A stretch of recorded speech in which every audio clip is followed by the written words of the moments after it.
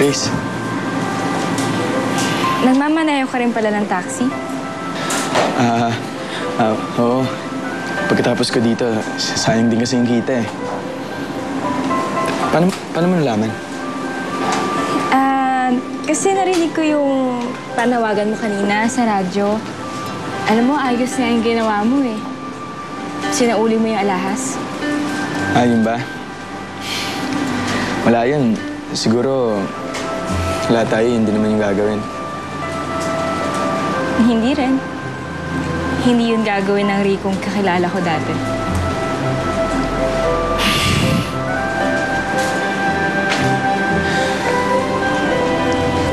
Grace, malapit na pala yung break ko. Baka gusto mo munang kumain tayo sa baba o kaya kahit kape lang.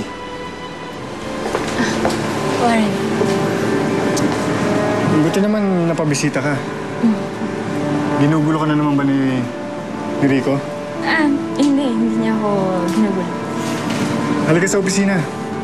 Papakita ko sa yung bahay na kinuha ko para sa atin. 30 million lang naman yun eh. Sa tingin ko, tama-tama yun para sa atin. Let's go. Sige.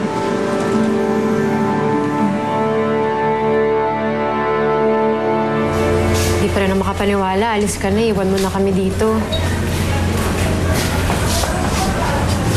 Oh, ano naman yan? Gumaganyan-ganyan ka. Ikaw, iyak pa, maiyak din ako niyan eh.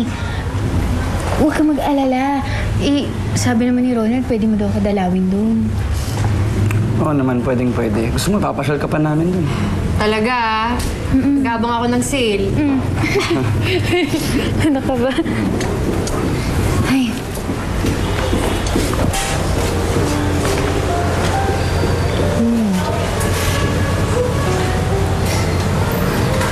Pag nakuha ko yung address sa Cebu, ibibigay ko agad sa'yo yun, ah. At gusto ko, mabilis mo akong susulatan. Ate, pangako ko sa'yo, pagbalik ko dito, naglalakad na ako papunta sa'yo. Ha? Masyado mag-aalala sa akin doon.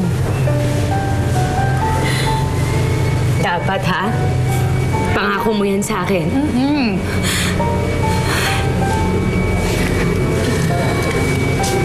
Love you, ha? Pakabait ka dito, ha? Pakabait ka, ha? Nelson, siya nga pala. Kapag ka nabalitaan ko na sinasaktan mo ate ko, uwi ako dito kaagad. Wala akong pakialam kung magaling na ako nun o hindi pa. Ay, salamat. Babawasan na rin ang mga peste dito.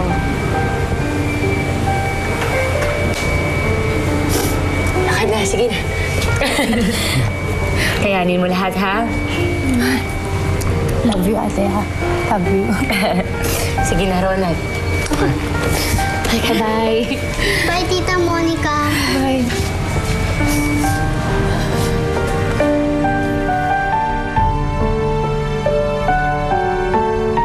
Nay, huwag na po kayong malungkot dahil wala na si Tita Monica. Nandito pa naman po ako eh. Basta ako, promise, hindi kita iiwan. Talaga? Sweet-sweet naman yung anak.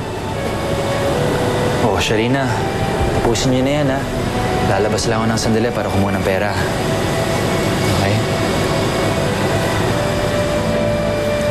Nay, malayo po ba ang Cebu? Aba, oo, anak. Kasi kailangan mo sumakay ng eroplano.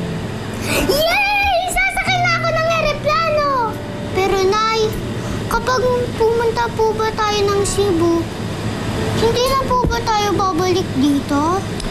Alam mo, anak, hindi ko alam. Siguro kung babalik tayo dito, matagal na. Bakit? Kasi mamimiss mo yung mga kaibigan mo? Alam mo, anak, ang gawin mo, kunin mo yung mga address nila, tapos sulatan natin sila. Kahit pa si Mang Benji?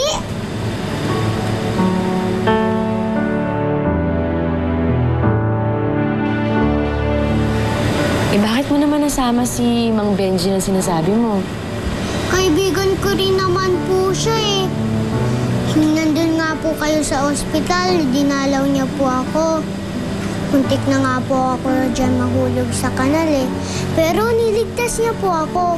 Ang bait-bait po sa akin ni Mang Benji, kaya mamimiss ko po siya. Kung kinakailangan, kalimutan ko talaga si Sharina. Tulungan niyo ako.